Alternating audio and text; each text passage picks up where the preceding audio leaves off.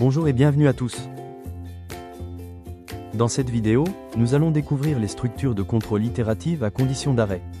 Elles sont utilisées lorsque le nombre de répétitions n'est pas connu à l'avance.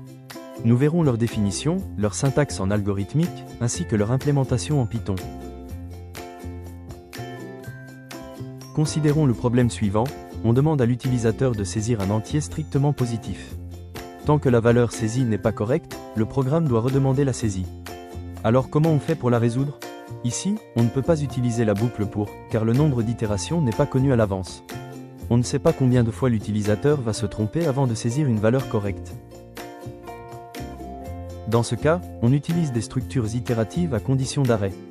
Elles permettent de répéter un traitement jusqu'à ce qu'une condition soit satisfaite. Il existe deux structures de contrôle itératives à condition d'arrêt, la boucle, tant que, faire et la boucle, répéter, jusqu'à. Pour la boucle tant que, faire, le concept est simple. Elle répète les instructions, tant que la condition est vraie. Si la condition devient fausse, la boucle s'arrête. La boucle répétée, jusqu'à, exécute d'abord les instructions, puis teste la condition à la fin. Elle s'arrête lorsque la condition devient vraie. Passons maintenant à une application pratique. Dans notre activité initiale, on répète la saisie de la variable n jusqu'à ce que l'utilisateur saisisse un entier strictement positif.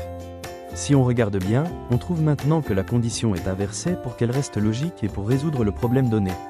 De telle façon, on répète l'instruction dans la boucle tant que n est négative et on la quitte seulement quand n est positive. Voici maintenant l'implémentation en Python. En Python, la boucle répétée, jusqu'à, n'existe pas.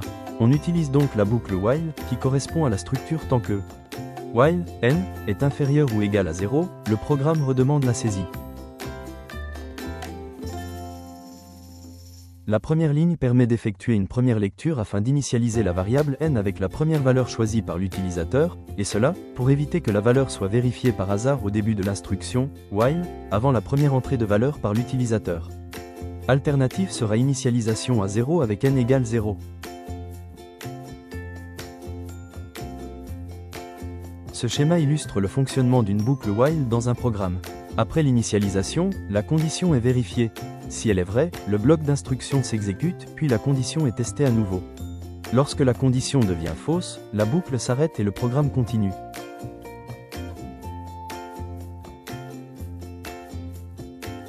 Passons maintenant à une application pratique. Écrire un programme qui permet de saisir un entier n, impair. Avec la boucle while. Prendre un peu de temps pour réfléchir.